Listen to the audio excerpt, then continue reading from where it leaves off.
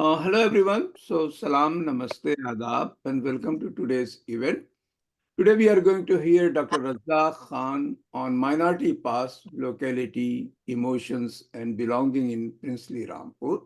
Razaq Khan is a research fellow at Center for Modern Indian Studies, somewhere in Göttingen, Germany.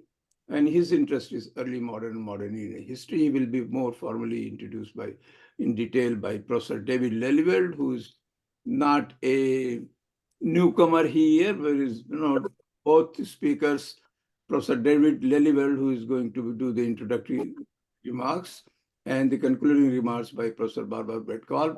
Both are so well-known scholars of international repute, and both having the interest is in scholars of South Asian Muslim heritage.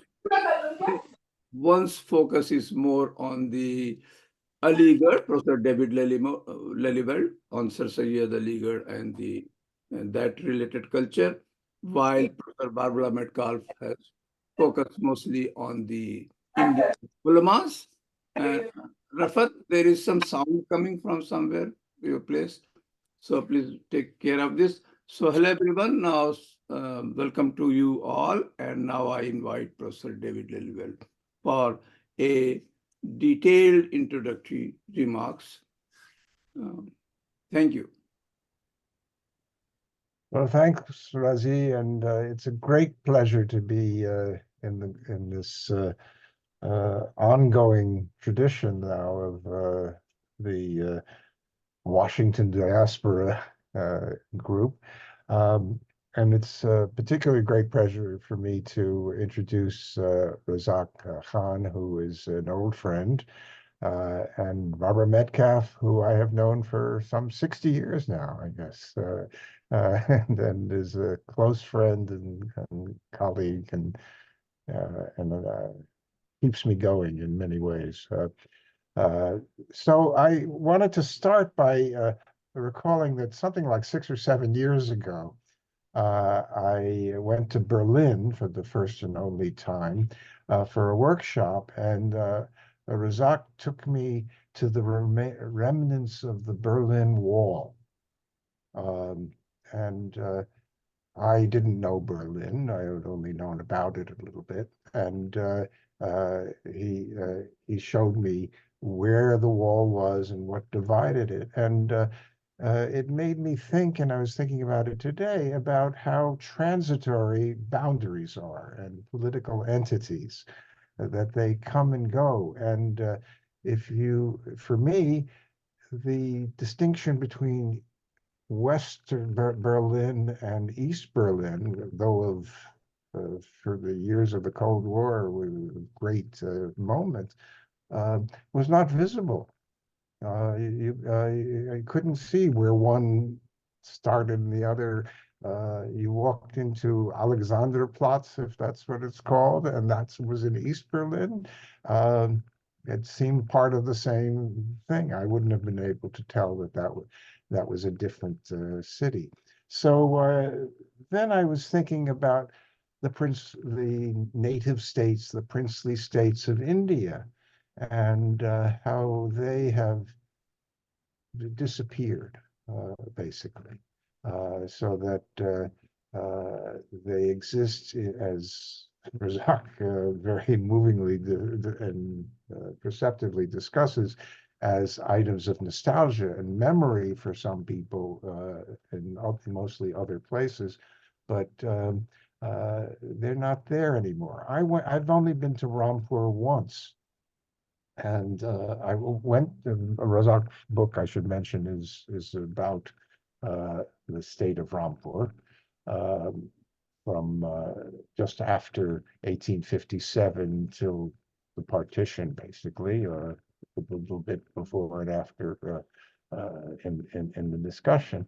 So I went to Rampur in 1968, and I was accompanying my late brother, who was a journalist, and he was covering the election.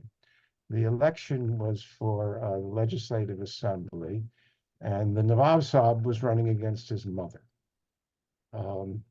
The Nawab was representing the Congress Party. His mother was in a now defunct party called the Swatantra Party, which one of the MP from Rampur was her other son. And these people had funny names. One was Bubbles and one was Mickey, and but I got to see a little bit of Rampur. And by the way, the other candidate at the time was oh, what's his name? The founder of the Muslim Mashawarat from Lucknow. He was also running for MLA. Dr. Nawab won. Dr. Abdul Jalil Faridi. Yes, Dr. Faridi. And I went to hear all of them speak. The palace was opened to the public, and uh, I discovered that the palace had been built in the early 20th century. It's mentioned in Razak's book. With Italian marble. Indian marble wasn't good enough. It was good enough for the Taj Mahal, but it wasn't good enough for Bindal Rampur. And there was a large gallery of French paintings, terrible, horrible 19th century French paintings of nude sporting in the Bois de Boulogne or something like that. I wish I had written all of this down, and maybe some Razak and others could say more about it. There was a library which was all spines of books, but no books. They were just spines on the walls, and uh, and then, of course, the great library was across the way, and I got to peek into it. I've never had the opportunity to do research. Rampur is a center of Persian and Urdu manuscripts and other sources. There was also a collection of maybe 100 cars, vintage cars, um, uh, Packards and Stutz Bearcats and other cars that nobody from the early 20th century, all highly polished. I don't know if any of them ran anymore. Um, this was my image of Rampur. And I had friends from Rampur and Aligarh, of course. The Aligarh Rampur connection is an interesting one. And in fact, that's how Razak and I started in conversation because uh, beyond the Ali brothers, Rampur was a major patron of Aligarh Muslim University, and the whole theme of patronage, cultural patronage, is an important line of inquiry in Razak's book. Um, uh, Nonetheless, I have to say that in this is in the 1960s, the princely states were, even then, only 20 years after partition, were not really visible in the historical literature. Uh, in the kinds of things one read for in graduate school or something like that. Not many people had. Barbara Ramosak was the first American scholar to do work on princely states, and there wasn't a lot. In fact, there wasn't a lot of history writing about any of that. And when I tried to read about Indian history, modern Indian history, um, I had to read British books by Spear and Roberts and Garrett and Thompson and so on. And then Rampur or the Rohillas and the Rohilkhand come up in relation to the impeachment of Warren Hastings, and then 1857, and then it disappears, and it's not part of the historical narrative of modern South Asia until much more recently, when scholars have begun to look at what these states were. Hyderabad most importantly, probably Kashmir, of course, uh, but also Mysore, Baroda, um, and even smaller states. In the works of um, Dirks and Madhubhavan and Barber now has worked on Bhopal. And Bhopal was equally important, or more important even, to Aligarh. And Hyderabad was all as funders and patrons. And the relationship was very interesting. Now, I want to say just a little bit of about Razak's book, but leave it mostly to him. He structures the first part of the book in a somewhat deceptively traditional way, which is a dynastic history of the reigns of the rulers. Um, Three major rulers, or you could say four, who, and that's the way, we used to study history, the Mughal emperors, or the viceroys even. Uh, Nobody even talks about viceroys much anymore. Uh, and I used to have all these British books, the reign of King George II, the reign of King George III, Queen Victoria, and so on. This is the way uh, history was structured.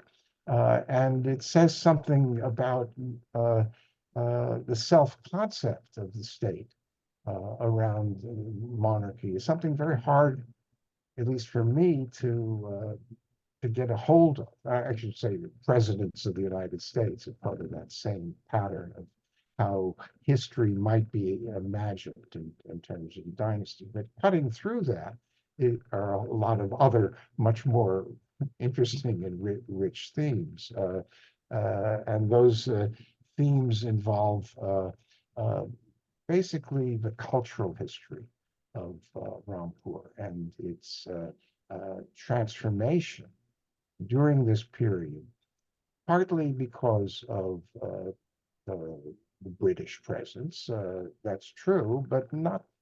That's a very small part of the story, and it says something about why the princely states were, in many ways, attractive and interesting, at least to the people who I have been studying all these years. From places like Oliver, who went to the princely states for, in a sense, to get away from the British.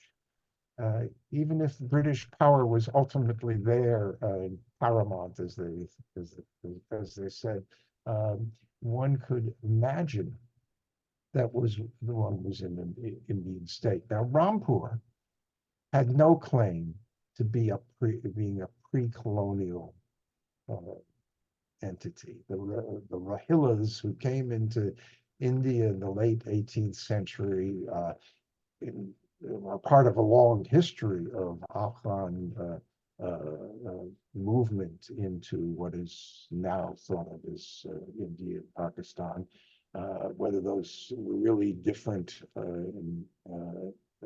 is another question. But the regimes that existed in this transitional period of as a late Mughal state, they were relatively newer as compared to, say, the Maratha states and so on, which had deeper, longer standing roots. Yet they prevailed very significantly and importantly. And the particular regime and family that came to establish the Rampur state um, uh, was a little bit different. It was one thing was pro-British, which is why they survived. The other thing is the family was Shia, uh, when much of the surrounding Muslim population is not. And of course, although Rampur city was pretty much a majority of Muslims, of course, the whole region had a Hindu majority. Um, the uh, what the book discusses, however, is how Rampur, for all its autonomy and separateness as a so-called oasis within it was the only state within the whole, and certainly the only Muslim state within the whole of North India, uh, uh, not counting Punjab. Um, uh, uh, uh, it was also what Razak calls a markaz, a center that people came into and out of.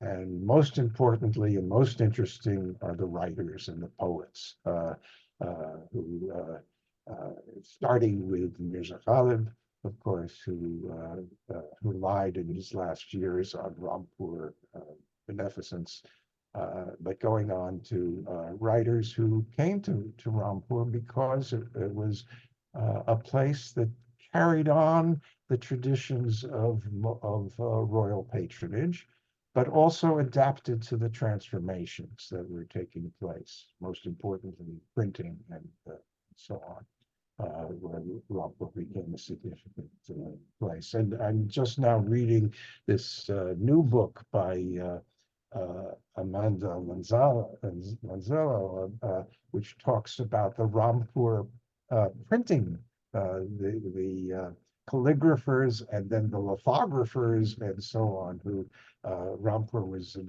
interesting and important center for that as well. Besides that, there's music. I actually briefly and unsuccessfully took singing lessons from a Rampuri friend who came to Minnesota where I was teaching, but otherwise was at All India Radio, Hafiz Ahmed Khan, and he uh, I, I could not get it right. But anyway, I learned a lot from him. But Rampur, of course, was a great center for music and architecture and so on. So it was a living cultural community. What happens after partition is a literature of nostalgia for this, which still survives. I want to mention before I stop that an appendix to, in a way, to Razak's book is another book that he put, recently published with Penguin, which is what is it called? The Incomparable Festival, the Jashn-e Benazir, which is a translation and a very, very rich introduction, much expanded from what's in the book, of a work in, oh, you're showing the book, good, uh, in Rechti, in the so-called women's literary dialect by, what's the author's name? I forgot. But anyway, I can't see it, but that is a Penguin paperback that I highly recommend, and Razak's introduction to it is fascinating because it's a book where it really shows what he goes to after he takes care of the Nawabs, and he shows what a rich culture Rampur had in a much wider across, so that it talks about the different people in the society all set in the bazaar. It makes you think of Nazir Akbarabadi or something like that. It's a whole different, lively portrayal of what was then a living culture, and sadly is no longer there. So now I would like Razak to expand on this and correct all my errors and tell us more about his research. Oh, I did want to say one more thing, that this is older research that Razak has done. And since that time, and since being in Germany now for what, 10 years or more, he has turned to a very different kind of subject. So maybe you'll have a chance to say a little bit about how you think the two things do or don't relate to each other. But this is, uh, uh, he's done a lot of really fascinating work about uh, Indian Muslims in Germany, most famously Zakir Hussain, uh, uh, but also Abid Hussain and so on, some of the most fascinating figures who, again, were avoiding the British, not by going to a princely state, but by going to Germany, pre-Nazi Germany, mostly in the 1920s. Okay, Razak, please take it on. Yeah, sure, David Saab. I'm going to share my screen. Okay, is my screen visible now? Yes. Yeah. Okay, very good. Uh, okay, I must begin again by thanking Razaq Saab for organizing and creating this very vibrant forum, uh, and for offering me a possibility to share my work with a wider audience in the Washington diaspora, which reminds me of the very wonderful Rampuri diaspora in New Jersey region. I had once presented this work in Rutgers, and some of them showed up for that talk. So I hope in some way I never got a chance to thank them personally, but that this talk reaches to the diaspora from Rampur in US East Coast. I'm also very thankful for Barbara to join us, which perhaps is an early time for her. But I'm grateful for both David Saab and Barbara to join, and uh, I see a value of that because both of their work on Aligarh and Deoband in some way opened and made that space available to think of South Asian Muslim history not from the center, imperial centers of Delhi or Lucknow, but perhaps from the peripheral or the outside. So David Saab started the anecdote with boundaries, which I think is a very interesting way of thinking about this talk. And I might quote him on the question of boundary in South Asian Muslim history. So in his book, he talks about what he calls physical and psychological boundaries of a formally administered social establishment, which is, of course, the Aligarh Muslim University or the Mohammedan Anglo-Oriental College. And of course, Barbara in her book has opened a whole set of field for us to think of South Asian history post 1857, not just as a history of decline and loss, but also profound creativity. So her book title, of course, has the category Islamic Revival, but the book is rich precisely because it shows often the argument about tradition, or some of the word that she uses, transition, tendencies, often reveal various insight of innovation, even when past is what is being invoked. Uh, so both Barbara's and David's work, not just because they were formulated around locality, which is of course something I found very important, but also their attention to thinking of the local as a site for wider historiography or historical question was something that really appealed to me. And a second argument that I think both of them brought to the scholarship on South Asian history, which still bears attention after what, 40, 45 years of their publication, is they also attention to inner boundaries, what Barbara in her book called Turning Within, or what David Saab called the psychological boundaries, which are, of course, responses to 1857 and a sense of political loss. Although that formulation itself is hiding a lot of gain. And it's with that argument that I wanted to start working on Rampur, because I wanted to think of 1857 not just as a moment of loss, but also a moment of great potentiality. And Rampur sort of allowed me to look at some of those questions, because 1857 for Rampur was not a very bad time. They, in fact, gained quite a bit. So perhaps I could start by talking of boundaries in 1857. Let's see. So you probably won't be able to spot Rampur, which is like a little dot somewhere here between Bareilly and Muradabad. And it's precisely this argument of thinking about little places or locale that I found interesting. So of course, Barbara's and David's work is centered in British India. And Rampur, in that sense, is a slight departure because it's technically autonomous or indirectly ruled princely state. And of course, princely state have Muslim princely state in particular have had some revival or at least attention more recently.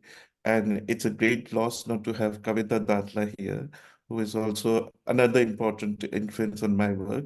So her work on Hyderabad, Shimon Lambert Hurley's work on Bhopal, and of course, recently, Barbara has also moved to exploring Bhopal, have sort of opened a way of thinking of princely state as not just important for historiography on princely India, that is Hyderabad, Bhopal, or Rampur, but also a site from where we could reflect on the historiography of South Asian Muslim in British India or widely in a global history framework. So it's with that intent I thought of chose Rampur, or I suppose Rampur chose me because of their amazing library collection, which was, of course, a great incentive to work on Rampur. Unfortunately, with all its attention and visitors, Rampur has not received scholarship in English. It has prolific and profound scholarship in both Farsi and Urdu, but not so much in English, which is why when I started working on this book, I had to sort of at least create a broader political history because this is what also was expected from the publisher and their logics of publishing. So I decided to go with that format of political temporalities, but I hope and you would see that those are only structures through which you can look at different histories. So in the book, I look at three Nawabs, Nawab Kalbi Ali Khan Sahab, in post 1857, his grandson Nawab Hamid Ali Khan Sahab, and then his son Nawab Razaq Ali Khan Sahab. So here you can see Kalbi Ali Khan posing for our collection of British photograph. Um, and today I'll only be focusing on him and not the two other rulers.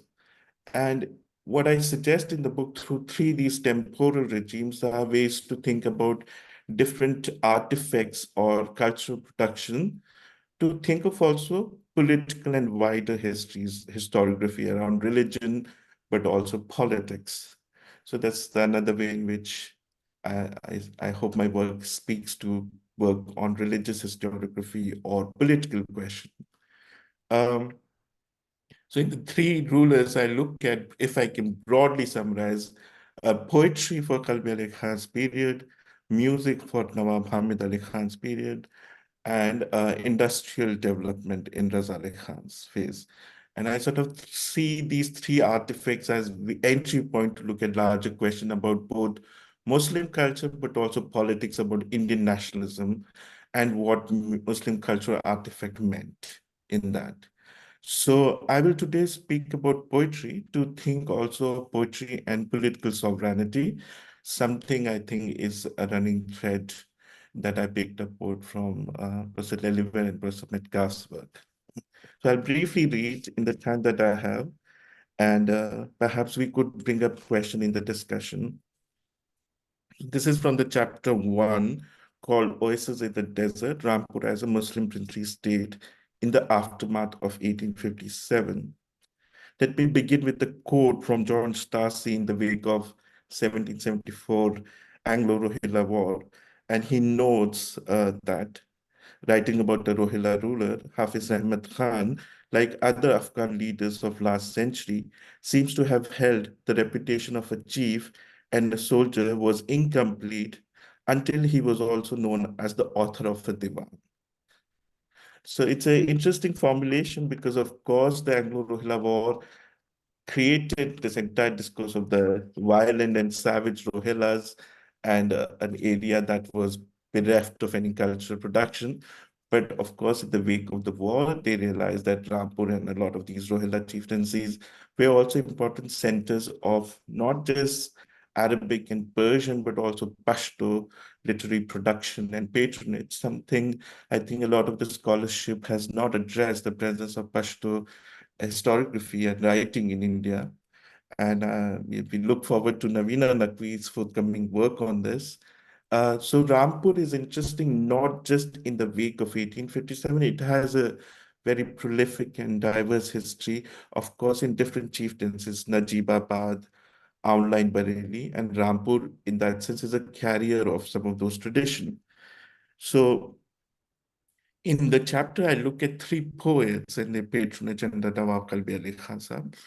And I sort of look at this around the debate about Dabistan, the school of poetry argument around Delhi and Lucknow. And I sort of work with the argument of Dabistan, not necessarily to prove that Rampur was a school of poetry, but to think of why this discourse of the Dabistan or Markaz matters and what happens in Urdu literature and poetry in particular in post 1857. Now, the argument is important because there's a tendency to think of Ghalib as the last remnant or the last epoch-making person between Persian and Urdu.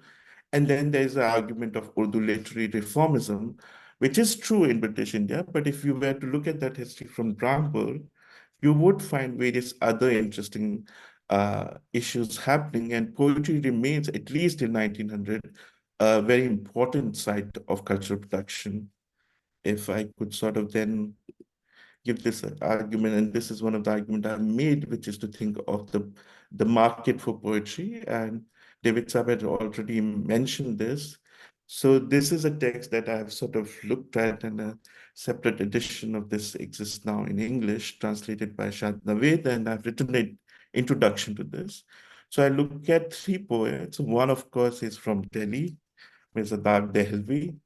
One is from Lucknow, Yar Ali Jan Saab, who writes this poetic account of a festival of patronage called Jashn-e-Be-Nazir, started by Kalbi Ali Khan Saab. And in the text, he sort of create the argument about why a poetic patronage is important, not just for the sake of poetry, but what it might refer to debate around ethical rule and social justice. But let me sort of begin first with Nawab Kalbi Ali Khan and his own writing on poetry and patronage. So one of the recurring literary images used to describe Rampur in post-1807 context was a discourse around oasis or refuge. It was on this basis that the imagery of a state of Rampur earned a nickname as Arampur, or a place of tranquility and comfort for dislocated Muslim, particularly from the erstwhile seats of Delhi and Lucknow. So the Rampur Nawab had sided, of course, with the colonial powers in the turbulent Rohilkhand region, but once the uprising had been crushed, it also started patronizing a lot of the dislocated poets, but also other actors, dastangos, uh, artists, artisans, a variety of other actors too, and not just poets. So it is interesting that in the earlier discourse around patronage, the Rohillas were seen as uh, not known actually for their patronage, but for their very efficient administration and what others have called simple lifestyle, which of course merit praise from Shah Waliullah for being unlike Mughals and Awadh and not being decadent. But of course, this also earned them a condemnation from other set of cultural actors for being bereft of any sense of culture. And it is in this larger discourse around culture and patronage that I sort of start looking at why do rulers patronize poetry? And if you look at the late Mughal, particularly the last Mughal emperor, Bahadur Shah Zafar, who himself was a poet and also the last Nawab of Awadh, Nawab Wajid Ali Shah, they both in a moment of political decline have a prolific poetic production in their courts. And that sort of then merits some discussion on what is the political function of poetry, if at all. And I sort of argue in this book that One might call the presence of poetry in political codes as a way of thinking about what I call poetic sovereignty, by which I mean that poetry in a context of colonial rule may actually emerge as a site for articulation of some form of critique. Think of Bahadur Shah Zafar's lament about not finding space for his grave in his own street. This is the kind of poetry he was writing from exile. And some of these poetic lament, as they're often seen as, are often even now invoked in forms of political protest. So I'm also here thinking of contemporary poetic production that happened particularly around anti-CEA movement. There was a variety of poetic articulation, or for that matter, any turbulent political debate in Parliament of India. Often it is a share from Ghalib or any other preferred poet that often becomes a site of articulating a poet that can't be sort of fully expressed. And here, of course, Barbara Metcalfe's work on adab is also important to think of idea of authority. Of course, there's religious authority, there's political and cultural authority, but poets, of course, also exercise a form of authority that I think needs to be read beyond the literary argument in conversation with the political. So in the subsequent section, I look at two poets. One is, of course, Dag Dehelvi and Miryar Ali Jan Saab, and also Amir Minai. Now, all the three poets actually have been described in this text here. Jan Ali Saab, although he uses the Rehti form, and again, the scholarship on Rehti tends to think of this about only interiority of the house, but this text is actually about a public festival. So something is also changing in traditional genres in wake of 1857. This text written in 1860s sort of imagine the life, the social life, as well as the political life in the shared space of the festival, the Jashn. So it starts with the description of the Nawab, the political ruler, and praises him as a patron. But then it sort of also brings all sort of actors together in the shared space. So it includes elite, it includes the British, it also includes subaltern and varied caste and their culture. And then it also has a section on poets, a specific section, the last one perhaps. And of course, Jan Saab concludes in the end by describing himself in the company of these poets. So it's a first literary, poetic, as well as a visual archive. So each page it carries an imagery. So this is, of course, the image of Miryar Ali Khan Sahib himself, of the rare ones. But the album that accompanies this text also is a wonderful visual and poetic archive. In fact, one might say this is the most rich archive, and a poetic text is the most rich archive for Kalbi Ali Khan's period. Okay, now in this festival, of course, also Dag Dehelvi was sort of inspired to write a Masnavi, which is, of course, the Faryad-e-Dag, which is another text which describes Rampur's benevolence and poetic environment. And in that, he calls Rampur famously as Arampur, the place of comfort. Now, both of these texts are important because they are post-1857 texts, but they sort of imagine both political and cultural questions together, as well as social in some interesting way. And I wanted to suggest that the argument of post-1857 decline sometimes doesn't allow us to look at both continuity as well as change that are happening in quote-unquote poetic tradition. They are also changing. Rehti is changing. The Masnavi form is changing in Dag's Faryad-e-Dag.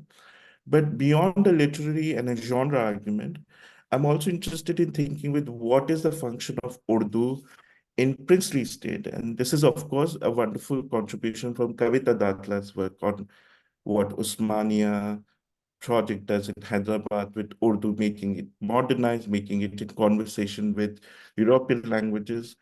But some of these effort had already begun in other princely state. Rampur, I would suggest, is also part of that history. So I want to give you two quick examples. One is, of course, a patronage of a dictionary project called the Amirul Lughat, or the Commander of Language, which I argue, which was patronized to sort of standardize production Urdu words as well as their Persian origins. Um, so this incomplete project, nevertheless, is a textual archive of not just words, but an act of literary preservation and innovation in princely India. So some of these innovation that later on somebody like Abdul Haq would do in the Anjuman Taraqi would already have started actually late 19th century Rampur. We are talking already in 1860s, some of these dictionary projects starting in Rampur. It is for this reason that Professor Tawakkoli Targi, a scholar who worked on Iranian modernity, is in fact one of the earliest scholars to write on Rampur as a center of what he calls the homeless text of Persianate modernity. So a lot of the texts around questions of not just India, but wider Islamicate or Persianate cultural production are found in Rampur, which is of course related with the history of the Rampur Raza Library, uh, which I address in the book, but it deserves a biography of its own, the library. And Khalbe Ali Khan, of course, is a very important person in that history because he not only sort of helped preserve the market for Mughlai and Awadh libraries, a lot of which was sold. A good example of that is the Sprenger collection in Staatsbibliothek Berlin. But Rampur State actually bought a lot of these manuscripts in the post-1857 context. Kalbe Ali Khan was also literate in Arabic and Farsi, so he also sent out people to collect manuscripts, not just in India, but elsewhere. Uh, and during his own travel for Hajj, he also sort of collected manuscripts. So there is a way in which Rampur is an interesting site, not just for patronage of poets within India, but also patronage and preservation of what I would call the Indo-Islamic textual production. Um, which sort of brings me to perhaps look at uh,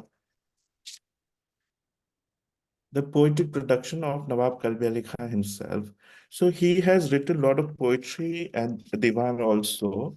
But in today's discussion, I'll just talk about one lesser studied text, which perhaps would also interest Professor Metcalf, because it tries to bring poetry in conversation with piety. And this is, of course, a text that he wrote in wake of his Hajj travel in 1873. This is called Kindil-e-Haram, or the Candle of the Sacred Century. So I'll just read a brief section and then I'll try to conclude quickly. So after the policy of liberally bestowing land grants, in the post-1857 context, the Raj also started sort of controlling the avenues or the context of princely wider connection because of their continuous colonial anxiety about a Muslim conspiracy against them, particularly given the Anglo-Afghan conflict too. So there was a particular anxiety around the Rohilla connection with wider Afghan networks. So while they often would use the Rampur state in the Anglo-Afghan conflict for military and other purposes, they were also very controlling or suspicious of wider connection with both Afghan state, but also the Turkish Ottoman state and wider connection. So anytime they would receive, Rampur, for example, would receive any grant or recognition from the Ottoman, they would be very suspicious of that and would regulate it. So in some way, this idea of the princely state as being localized is not because they're backward and remnants of past, but a lot of their wider connection are being controlled. So under such condition, what are ways in which rulers sort of explore and articulate their own wider constituency? So I argue in this section that Hajj becomes an interesting political modern act.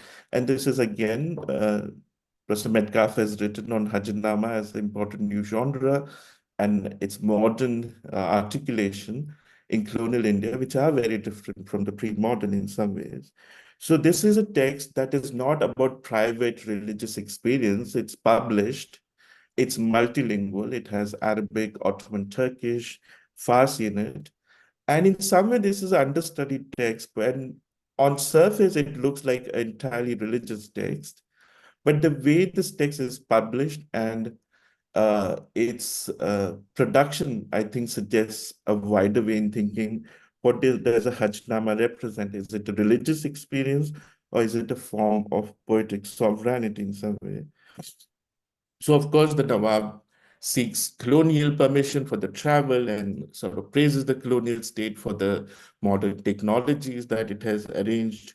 But on his journey to Hajj, every act he is doing, including patronizing other Muslims to go on Hajj, is widely publicized in Urdu newspaper.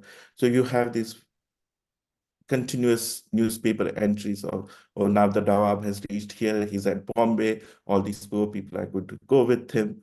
So there's a way in which Hajj becomes a public event rather than a private experience. And when he sort of completes this text, and in its devotion, he's doing something interesting. So the Nawab sort of took the pen to articulate his own claims of sovereignty in a poetic form. So as I mentioned, he was literate at least in three languages, Arabic, Farsi, and Urdu. And he also took Amir Aminai with him. He has a poetic name also. So his Takhallus was Nawab, a very interesting choice. And he wrote a divan, as I mentioned. But the text Kindile Haram, so this is the last and important text for what it tries to sort of do with the religious experience.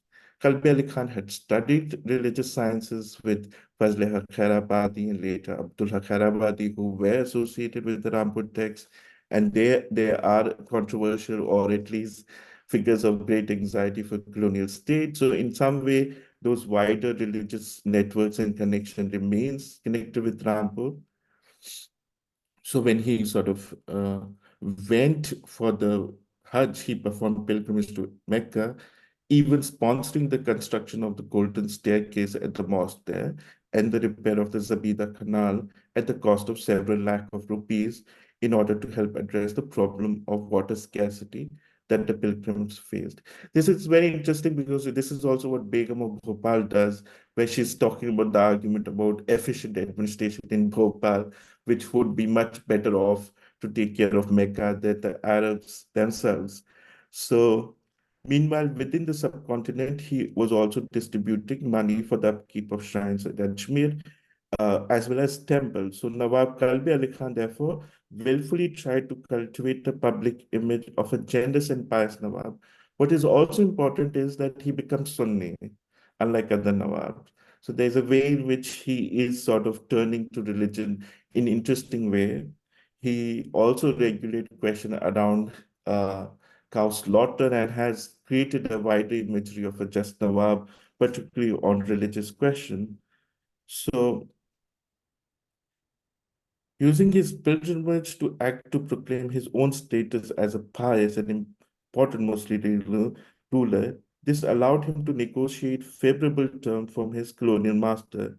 He called pilgrimage as an indispensable command, underlining how this godly order could not be secured without, and I quote, the benefits that the Raj provides with its security. So he's here talking of two different forms of sovereignty, the divine and the worldly. Hajj, for example, was necessary to observe godly command, but was not possible without the great benefits that the colonial protection provided. Here, Khalbi Ali Khan successfully maneuvered the colonial discourse around the freedom of religion, legal precedent, and his own claims as a princely state ruler to successfully secure his right of pilgrimage. His Hajj narrative was consequently not just based on his personal pious experience as a Muslim subject, but of a Muslim ruler under colonial regimes or colonial paramountcy. His acts of piety and philanthropy therefore recounted his political act and not just personal piety. Piety provided a crucial vocabulary for the new language of sovereignty and governance in Muslim princely state under colonialism. As for the more specific content of Kandil-e-Haram, the work was written in ornate Persian prose and sort of has an Arabic section, the traditional, what is known as the seeking the mediation and intercession, Ishtashafa wa Ishtimad of the Prophet Muhammad. The text itself is a collection of prayers and invocation, Munazat. It is an ornate literary composition that embodies the style of word painting, adapting a metaphoric and figurative language situated somewhere between prose and poetry. A sample of the opening line of Persian text proves this illustration. The composition of the benevolent sovereign king of the kingdom was published with the splendor of printing, again gesturing toward modernity's technology, but also divine, right? And I give my translation, like the chain of white pearl, its sound and meaning. I sought the date of its completion in the Hijri year. With due respect, elegant and grand composition it is. So he, of course, is thinking of the Hijri narratives and that temporality, but it is, of course, a text rooted in colonial modernity, and therefore the gesture to printing becomes important. So the text begin by praising Allah, hamd of in the Arabic language. Thereafter, the author enumerates various works that testify to Allah's creative power and His sovereignty over the world. The creative power of Allah is accentuated by His benevolence as the one who saved Ibrahim from the wrath of Namrud, the savior of Yusuf and the healer of Yaqub's eyes. Divine benevolence and sovereignty are then further cited as the basis of the divine power to give territory to a person to rule and also to take away everything. Allah is therefore praised for being the guide to those who have lost their ways. The poetic glory of Allah is followed by a description of the various qualities and excellence with which the Nawab praises the Prophet and his model of rule, the prophetic rule model. Therefore, the poet comes to the main theme of the text, which is to seeking the mediation and intercession of the Prophet.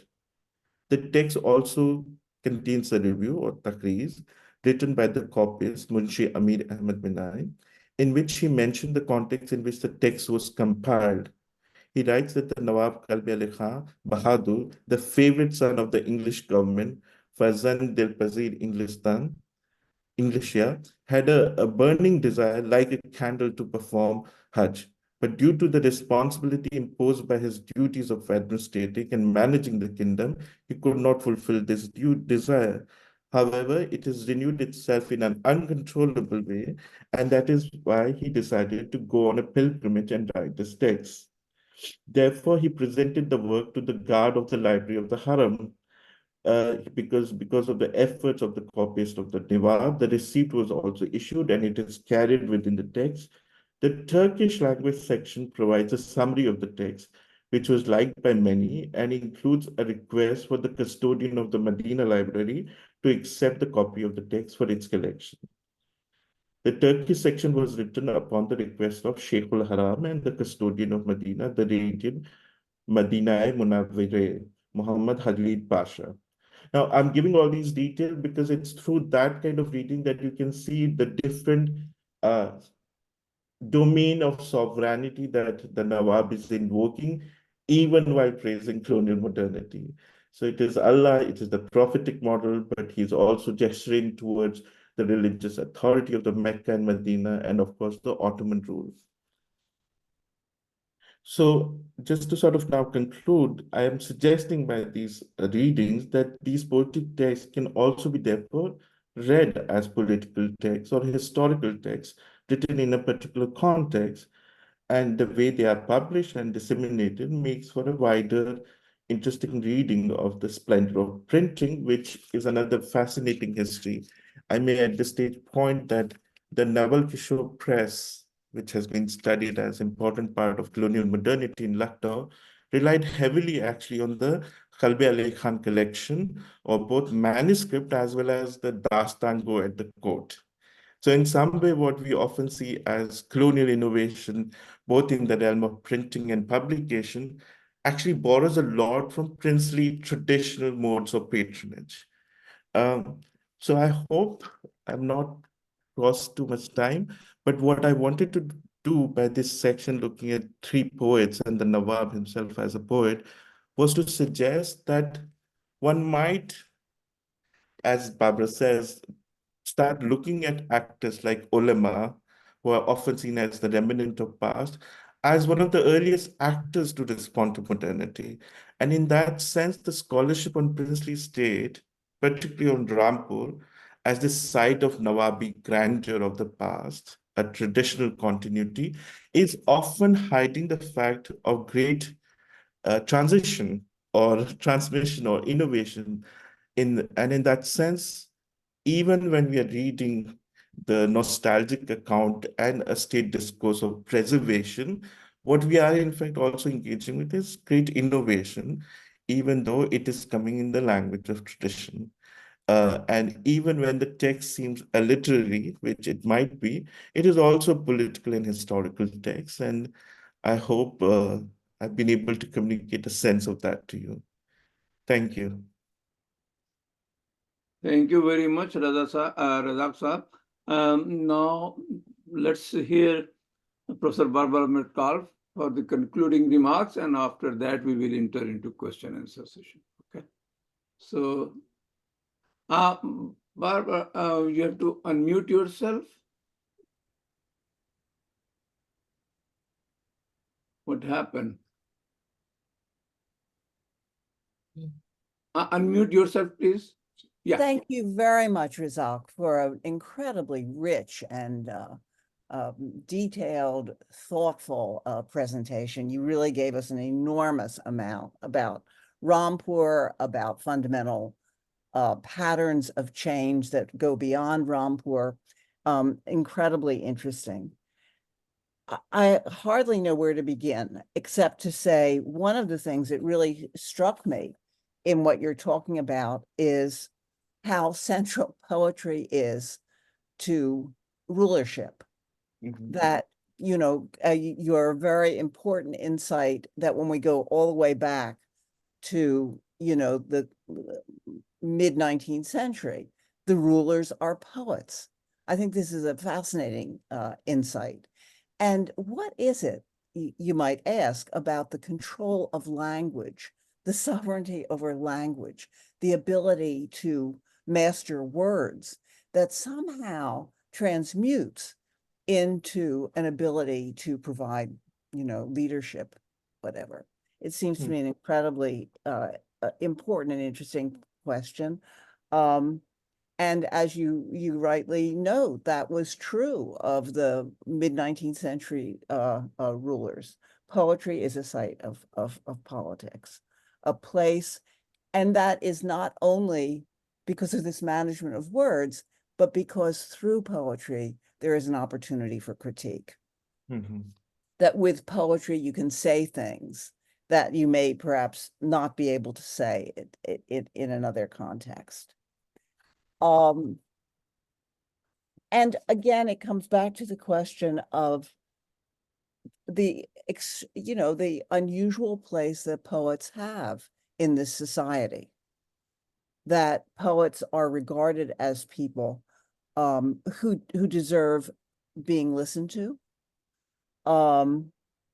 whether they're speaking poetry or going beyond poetry.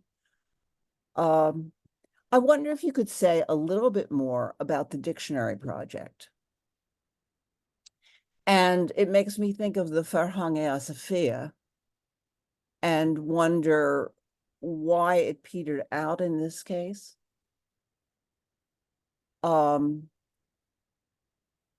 It's a kind of, to do these kind of dictionaries is in a way a kind of salvage, I think, isn't it? A salvage project to preserve language, to be sure that in this time of change, words and their meaning are preserved. And then when we come to these documents about the Hajj, we really have again, you know, as we think about princely sovereignty, another arena in which these publications are a kind of establishment of authority, that you are there showing yourself in a kind of royal-ish role as a patron, as somebody who is a public figure, as someone who is leading other people. They never go on these hajjs alone, right? They go with many people. And when they arrive in Mecca, they become patrons of what what did the Bhopal Begums built, rest houses, whatever it is that they do. But they are there to for their own purposes, if you will, to show themselves in a particular light, to show themselves as patrons, to show themselves as pious, and to receive the blessings. But they're also there to establish themselves as again, authoritative figures who are able to provide patronage, to have the attention of people outside their usual ambit. So a very interesting way of thinking about princely leadership, of the opportunities, on what makes a princely act, from literary to patronage and beyond. I'll just stop at that.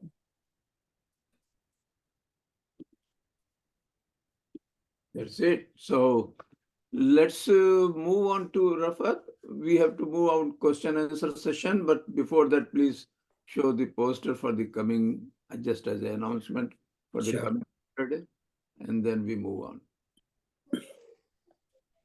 Here we go. Well, next or coming Saturday, we have Professor Sukrita Pal Kumar. She's daughter of very famous Urdu novelist Jogendra Pal. And she's going to talk on Speaking for Myself, the dynamics of resilience in Asian women's writing. And she will be introduced by Professor Girija Sharma and concluding remarks by Dr. Basudhara Roy. So that will be coming Saturday. So please join them. And now over to Dr. Rafat Hussain for this session, question and answer session. Thank you, Dr. Raziuddin. Now the question and answer session is open. And before we go into the session, I would like to thank Dr. Razaq Khan and Professor Lelyveld, and of course, Professor Matt Call for their input on the topic. And then let's see if there are any hands. You can raise your digital hand or put your interest in the chat box. If there is a question, I will read to the speaker. So let's see if there is any. Yes. So let's begin with the Dr. Nazir Ahmed. Please go ahead.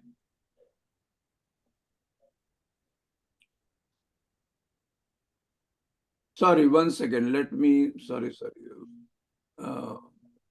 Maybe yes, I have to ask him. No, unmute. I unmuted them. So now they can. Yes, I have it now. Thank you. Like to thank the professor for his very illuminating lecture. I have two brief questions. One relates to the ancient madrasas in Rampur and the surrounding areas. In his manuscript, Maulana Nadvi, the title of the manuscript was Hindustan Ki Purani Darsgahein, that was published by Shibli Academy in 1919. He mentions two very ancient madrasas, one in Badayun, built by Shamsuddin Altamash in 1226, and later another one built by, much later, Nawab Faizullah Khan in Rampur proper.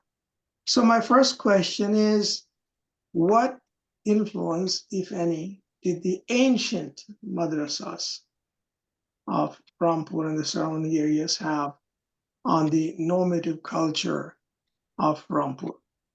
The second one, again briefly, looking to more modern times, is very significant that the Nawab of Rampur did not join the mutiny. He supported the British. So Rampur did not experience the fate of Meerut and Delhi, much like the states of the Punjab and the Nizam of Hyderabad. It was protected by the British.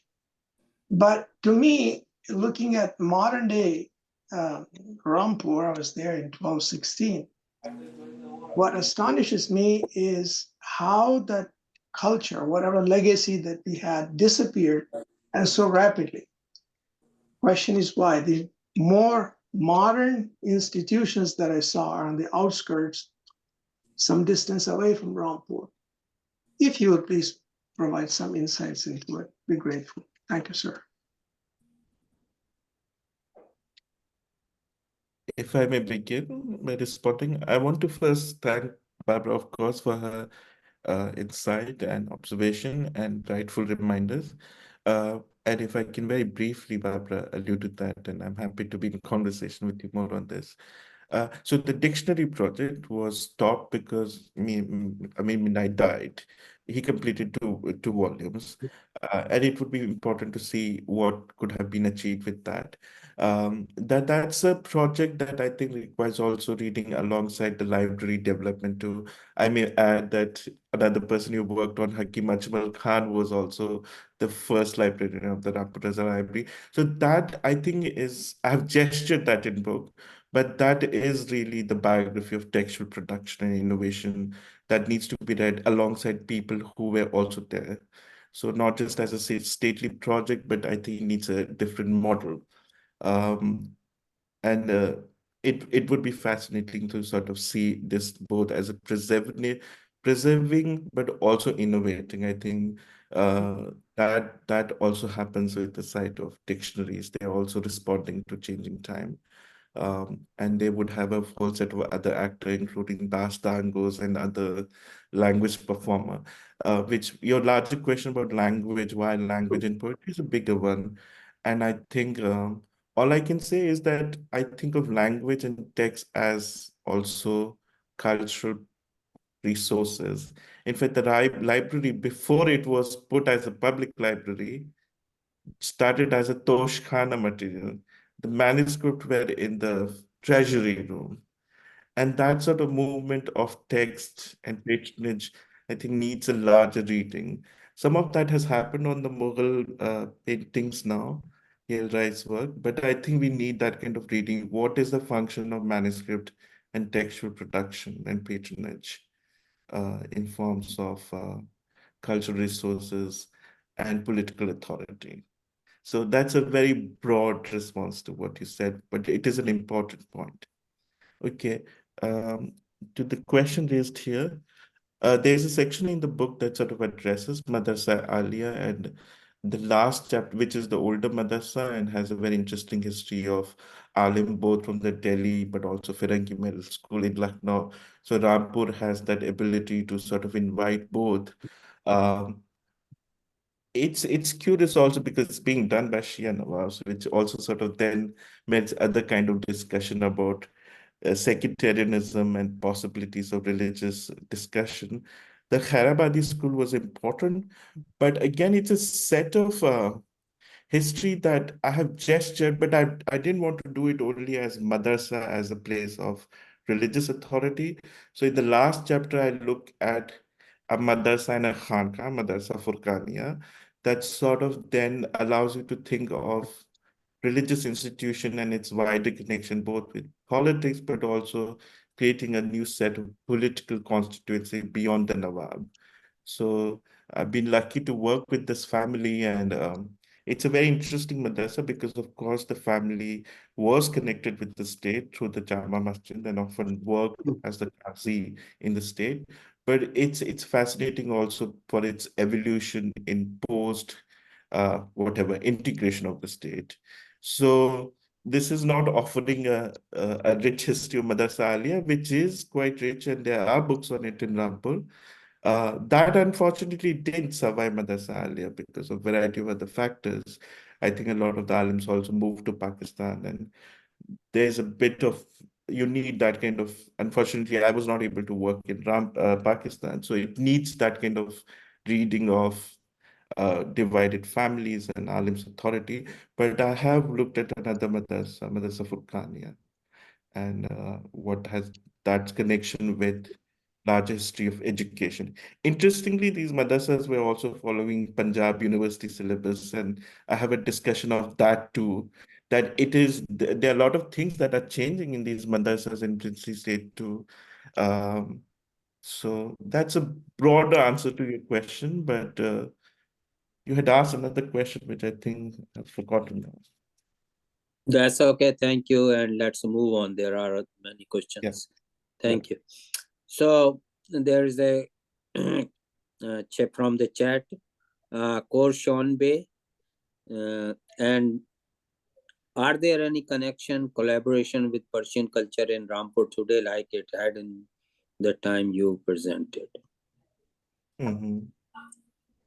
Yeah, so the Rampur Resort Library does have its own publication department.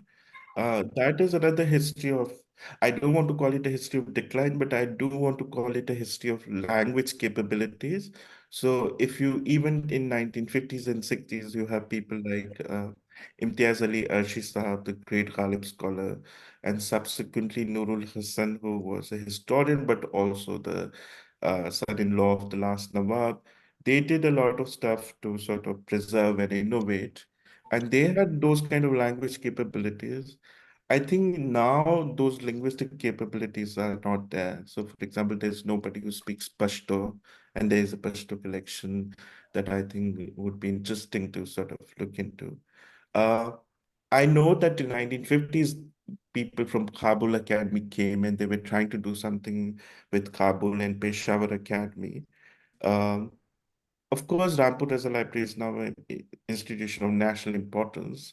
So they do have these visitors who come, and it is often showcased in these kind of national PR, ironically, even also by the contemporary government who uses the Sanskrit and Ramayana collection of library, which is also rich and diverse. So there are all ways in which it is culturally being used. But I think that certainly has declined. I think it was much more diverse and prolific, at least under India's Shishan till 60s. Thank you. Thank you, Dr. Khan. Sayyid Ahmed Saab. Thank you. I want to thank all three speakers. I have a personal comment to Professor Lalivant.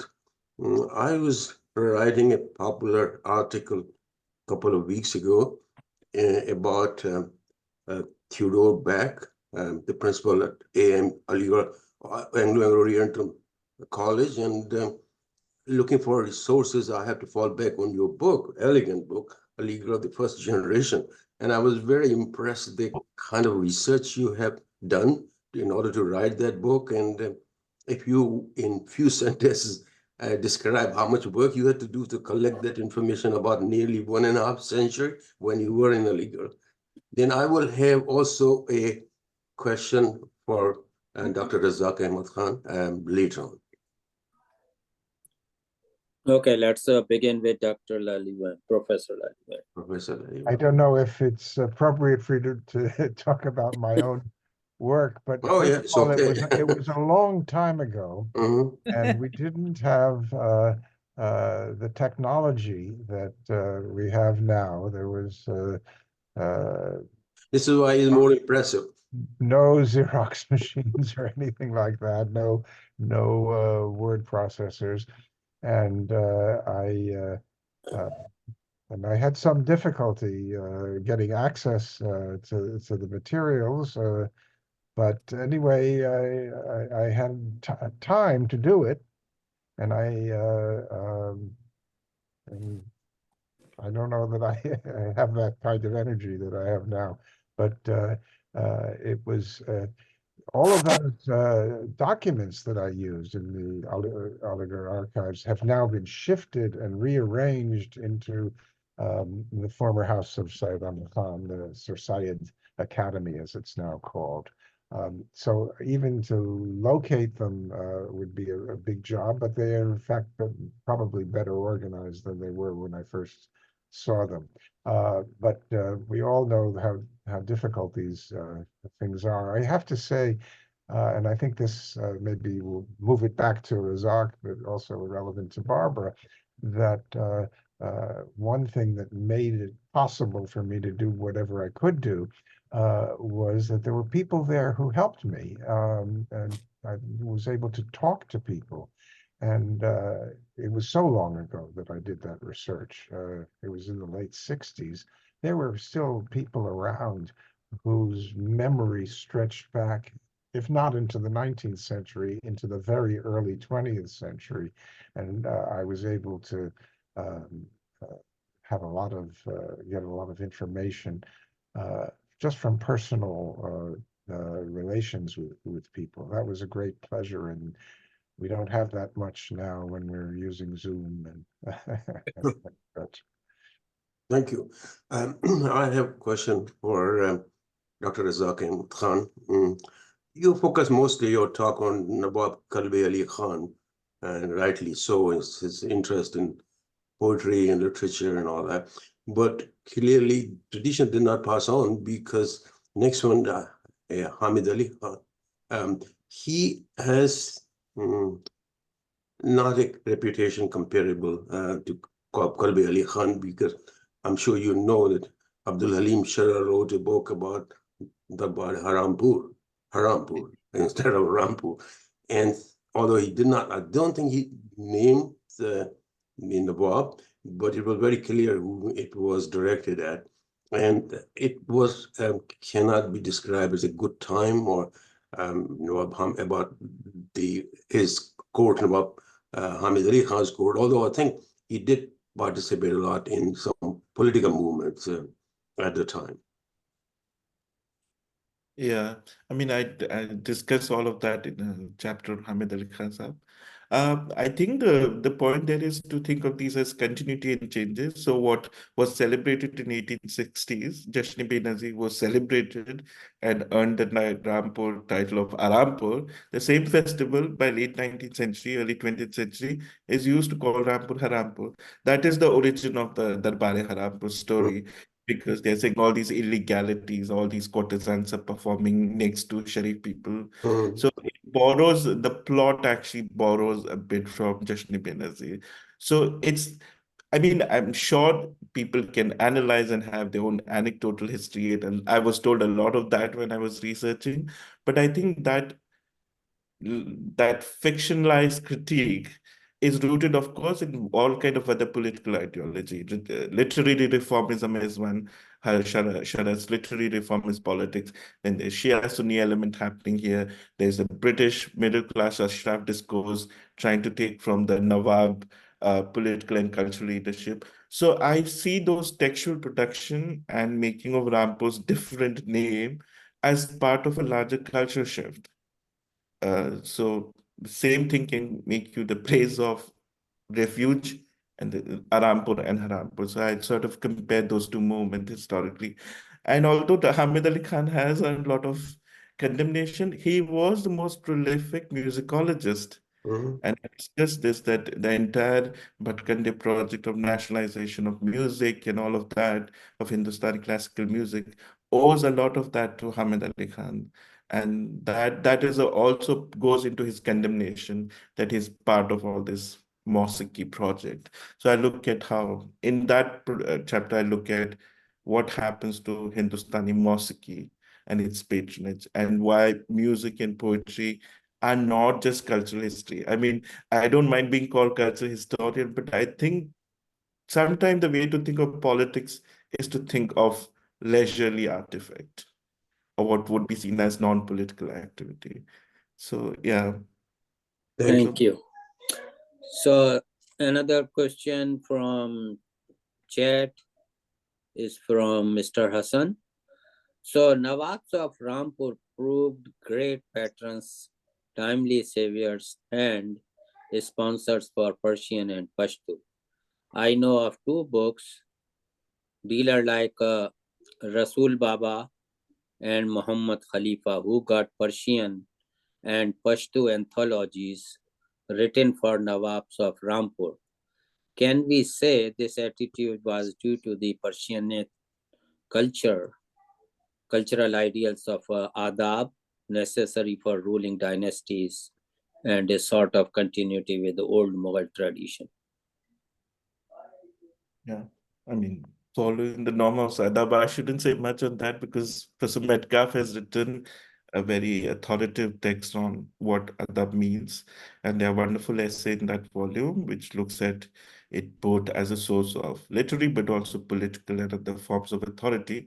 Um, I mean, I think in the book, it has not come out that strongly because you have to sometimes work with categories to open up the field. So the word patronage often gives this argument that still it is some form of leisurely cultural activity.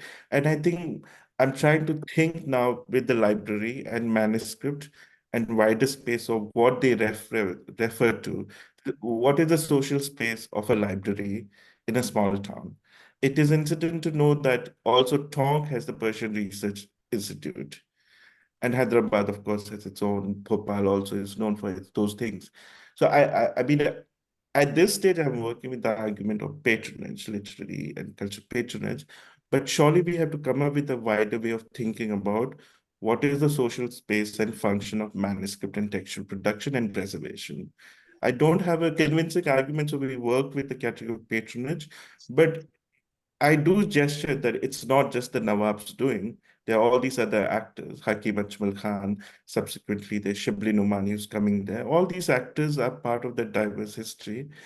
I think in some way it is a longer argument that needs to be made. And, there is work now on Mughals' concept of sovereignty, where they borrow from Sufism, they borrow from patronage of Sanskrit texts.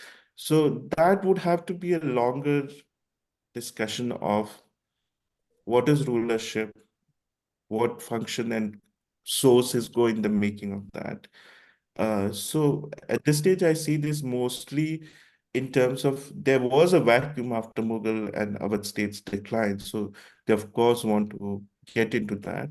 And individual Nawabs have different trajectory. Kalbe Ali Khan seems to be more intellectually equipped because he knew three language, I think, and he had a particular interest in those things. And we see it with different people, but the patronage of library actually survives. It doesn't decline even under Hamid Ali Khan. He just chooses to focus on other kind of manuscript music in that case. Yeah. Thank you. So next question is from Sona Khan on the chat.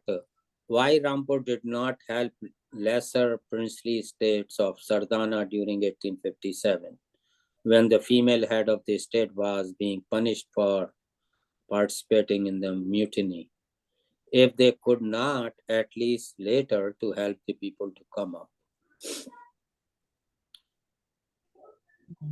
I think this argument. Mhm. Yeah, Dr. Khan. Just to be brief, I think there's no natural inborn reason why people should help each other. There are political calculation at stake. There are also individual fears of preservation. So, by the way, Rohilkhand was the hotbed of the revolt. And there is wonderful work by earlier scholars, Lance Brennan, Brodkin, Metcalfs, and uh, Eric Stokes and others that have documented that it's not like Rampur is untouched by this. In fact, there's a great fear that the dynasty might be toppled. So it comes from also act of self-preservation and not just loyalty. It's based on calculations. But I think behind the discourse of loyalty, actually a lot of other things happen. The Rampur Nawabs actually did support a lot of people to get um if not outright colonial forgiveness, they did help in various cases, including the case of Ghalib and others. And so they sort of then use patronage as a way of sort of getting back at a lot of those actors. Khairabadis are in Rampur. That is not the most obvious choice if you're so British.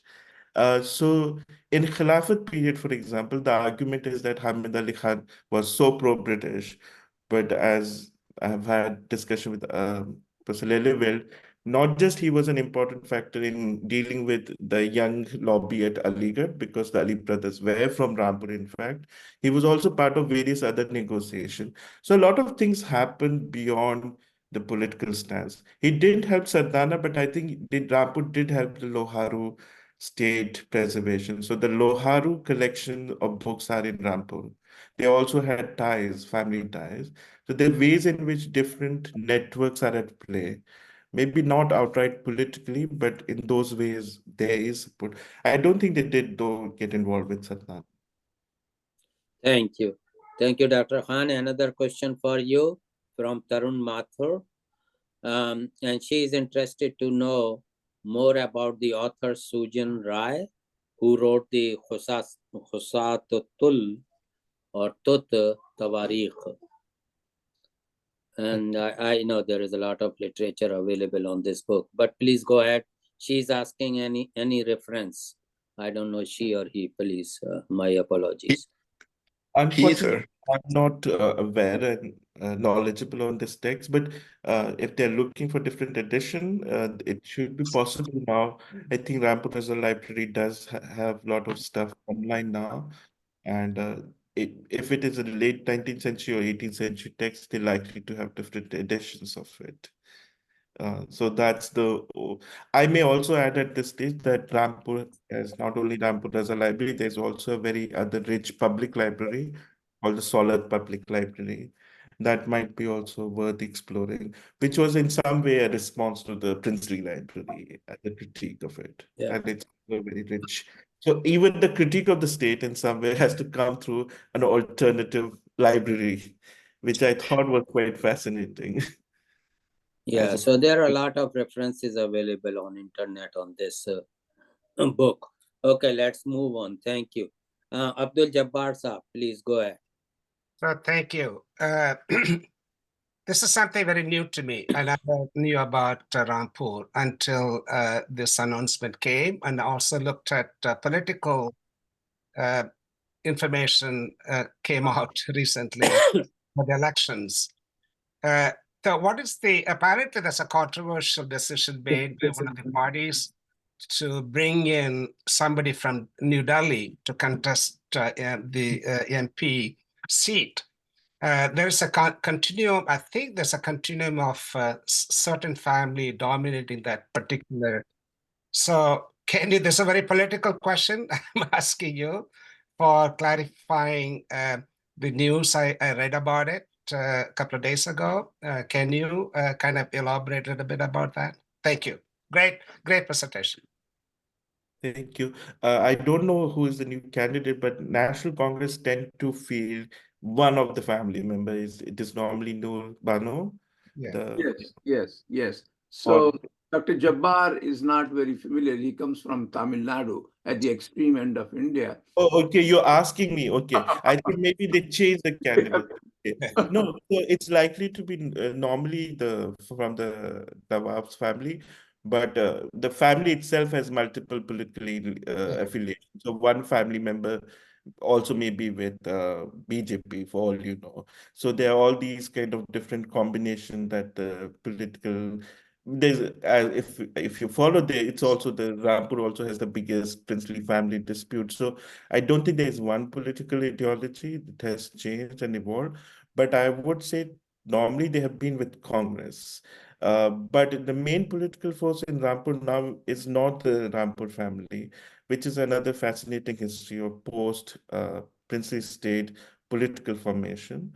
And in fact, the face of, at least earlier, he has been arrested, of UP politics used to be from Rampur, Azam Khan. So historically, Rampur has in fact, post the princely decline, has been a center of Samajwadi Party's Muslim politics. And Azam Khan is very much against the Nawabs. So it is known that he Which is. follows the kind of historic patterns of politics in Rampur. So I mentioned Salat Khan, after whom the library is modeled. So there are ways in which you can sort of compare the political Ram, the political formation in Rampur is always in conversation with its past.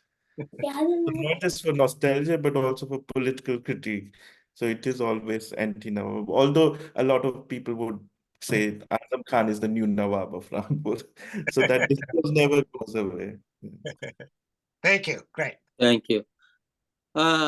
Question for Professor Metcalf. Are you related to Lord Metcalf of the British Raj?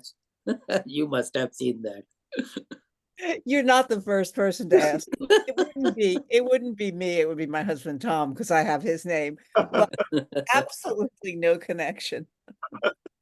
I think his family were yeomen from the Midlands or something. Okay, so rest of them are comments.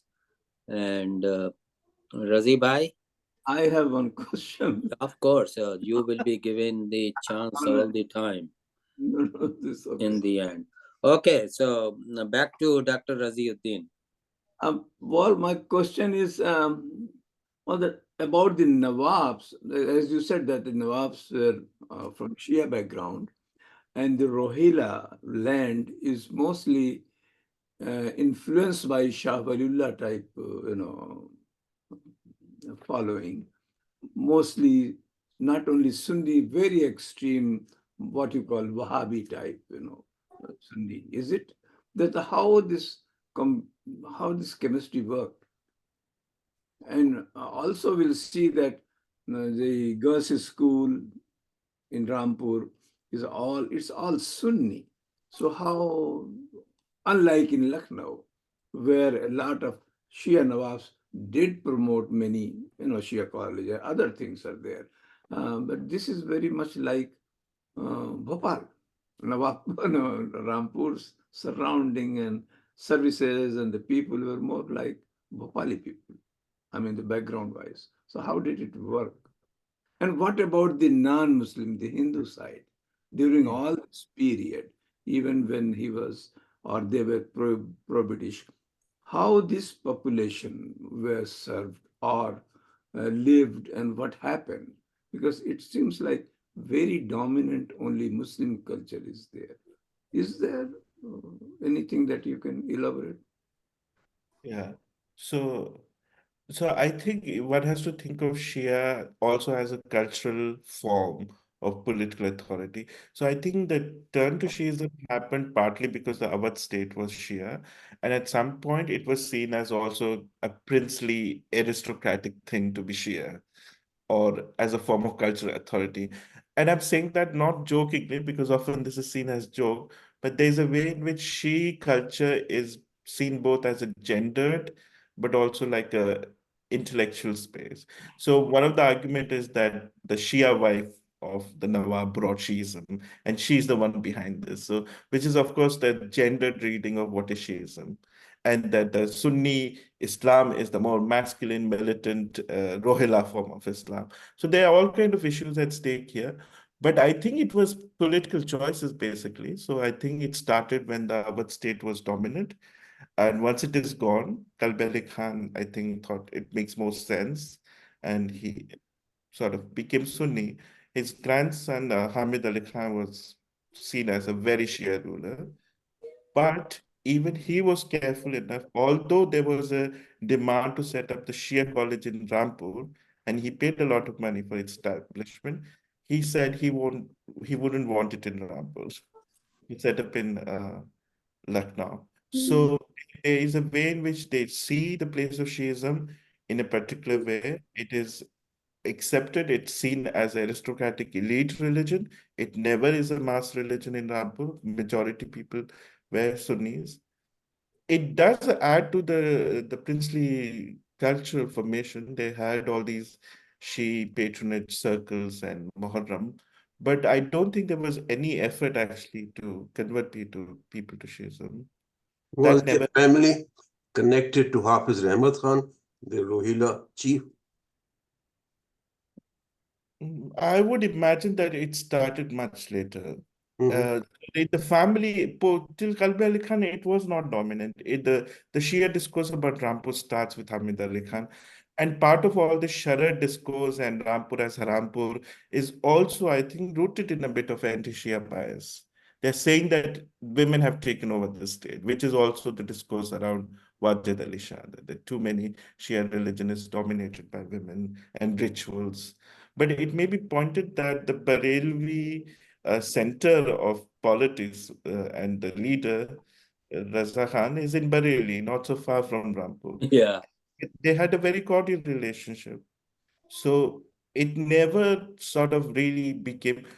In the one of the chapter, I discussed this entire discourse about anti-Shia bias and Rampur being taken over by all the Shias because the chief minister became a Shia, Bashir Zaidi, who also was chancellor of Aligarh at some stage. So there is all of that, and I discussed that in the third chapter. But I see again this kind of sectarianism within a local intra-Muslim politics. So it's more of that rather than. So is this sounds like the long back in Jahangir's time also, the influence of Nur Jahan was, always talked about that a lot of Persian things came in India because of her and the influence on the elite class or the nobility. A lot were put, and there was a tussle between the Sunni rulers and the all this kind of. Is this similar? I mean, I think there's definitely an anti-woman gendered bias in the Shia criticism in parts of North India. But I may also point that both in Rampur and some of the work that I'm doing now, actually, it is very common to have women from Shia family and Sunni family. It's not like that big of a sectarian dispute. It happens, I mean, and I think Shia Islam also function as a form of modernism. A lot of what we think of sectarianism is based on also what has happened subsequently. But I do know that various families in Rampur have both Shia and Sunni side in the family. And it's seen as in ritualistic versus there is a gender element to all of these debate too. But I didn't find it as the main driving force of the rulers. They never used it against the subject, which is why I think the Shia Sunni conflict in Lucknow is different from the Shia presence in Rohilkhand. Amroha is also nearby, and I think we need sometime a local perspective on what is the function of sectarianism in that particular city. But Thank thank you, Dr. Khan. And this concludes the question and answer session. And let's give a round of applause to all three speakers. And thank you so much. It was very interesting. And generally we finish at 1 o'clock, but I give you the 17 minutes back. Thank you so much. so, so the 17 minutes back, if anybody wants to say anything, converse, Yeah, but the speakers are very tired. yeah, welcome to leave. But if you want to continue chat, that's fine. I wanted to mention which you, Dr. Razaq Khan, I think mentioned in passing, the tragic history of Maulana Muhammad Ali's relationship to Rampur. Maulana Shaukat Ali, Muhammad Ali both belong to Rampur. But I'm not sure what the differences were with Nawab Hamid Ali Khan. They were banned entry into Rampur. And unfortunately, Maulana Muhammad Ali's two daughters died of TB. In one case, she was very sick in Rampur, and he was not allowed to come and visit her. And I think the only place he could see her was at the railway station because that didn't belong to the state, and that belonged to the British India. And Nawab Maharaja Alwar, who was a great friend, close friend of Nawab Hamid Ali Khan, was so confident that he was also a friend of Maulana Muhammad Ali, that he was so confident that he said that I am going to make sure that you get permission to go and visit your daughter, dying daughter in Rampur. And so he brought Maulana Muhammad Ali at the railway station, but Nawab did not budge, did not allow it. Ultimately, the relationship between Maharaja Alwar and Nawab Hamid Ali Khan soured. So it's just a little background on that. Because Muhammad Ali was so much anti-Nawab or anti-British, The obviously. anti-British probably are not quite sure what was the reason for this falling out. Yeah. The Ali brothers actually did work with the Rampur state. There was a falling out, not so much because of the Khilafat thing. There were other factors. I discussed some of the family letters that their mother wrote to the Nawab. And in fact, there's more to that story, but of course, this is the broader argument, and it's based on, of course, a larger narrative. And part of this is also true, but it's also there's a whole set of other factors that go into this.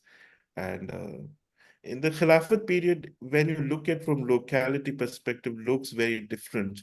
There are all kind of other local actors involved, and what those actors are doing in that particular context uh, needs to be brought in that broader historiography.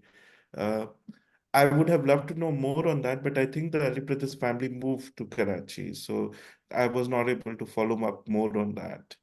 But that interestingly, I think one of the main political agitators, Saulat Ali Khan, I think he was connected or married into the Ali brothers family too. So there's that other interesting family history of Ali brothers and Rampur that I think would be fascinating. Yeah. So, Professor Metcalf, are you going to say something on all this entire Rampur to Aligarh or Olmaz or anything, any kind of few sentences? We have time. We want to get your further. I don't think I have anything particular to add, except how much I've enjoyed hearing all of this. You know, Rampur is not a place I had previously thought about until Razaq entered my life. So it's been, you know, very, very interesting. Okay, then in that case, how about the history of Sarauta that you had in your hand? The Sarauta that you got from India or Pakistan, from wherever. What is this, from when we started having it and doing it? You know, Sarauta, the one that you were showing? Oh, this was what I had, right? No. The The Tan. the one that we used tool to for cutting crack the pan. the pan masala thing, you know, when you Oh, sorry. Yeah. You're That- asking, I'm sorry, what this thing, what were you asking? I'm Yes. sorry, Razzie. What was your question? The question is, what is the history of this Sarauta? Oh, What- you know, who I who- don't actually remember how it got into my hand, but in 1965, I made a trip that was to Bareilly Mhm. and to Rampur. And it was actually a personal trip. There had been a family at Berkeley, who one of whom was teaching Urdu, and they invited, you know, there was an invitation to visit them. So that was a wonderful experience to stay in the home of this family. And somehow I traveled to Rampur at the same time. And, you know, mostly it was it was simply a sightseeing event, though, you know, I knew enough to know that one really wanted to see Rampur, see the library and so forth. So that was when this fell into my hand. Well, somebody, I think, raised the question about any relationship you might have with Charles Metcalf. No, that already. Yeah, I know. And you said your husband's side may be the family The name. name is his. Yes. So I So was it would wondering have been whether his relation, But He- there is no connection. Oh, so there is no family history. There is no Because connection. he was the resident and very powerful resident in later days of the Mughal Empire. That's right. Before 1950s mutiny. And there was a big Matkap house. I don't know whether it exists. And also in South Delhi, South Delhi. in civil lines and in South Delhi both. Yeah, true. It still exists? I think so. It's Oh. still- because it was a very grand in history. Yeah, It's a very grand house, and the resident was very, very powerful. I think maybe it was the days of Bahadur Shah Zafar's father. But it probably, I'm not sure if it exists. But it would be very historic house if it did. It does exist. I live very close to that. yeah. Oh, okay. Is this Dr. Munira? No, Sona Khan. Oh, okay. Sona Khan. Okay. So It does exist, and it is still used for training the administrative aspirants of India. There's an exam called IAS, and they go to Missouri for the final training. But when they come back to Delhi, this place is still used as a training place. this is Dr. Sona Khan, a senior advocate at the Supreme Court of India. Thank you. All right. So thank you all. I think we had a very good, a very interesting session. Lot of new things that we learned. And I was actually interested in knowing the history of Sarauta, the thing that in your hand. How did this Sarauta came into being? I mean, who is the one who first used, where it was used? Is it a local Indian thing, or it came from Central Asia, Iran, or wherever? I mean, because pan is very much Indian, right? It came from that trip to Bareilly in 1965. That is true, but from where this started, the whole thing of Sarauta, Okay. the history of Sarauta. I think it said something to do with crushing the betel nut soap Yeah. countries Of course. where there's a pan.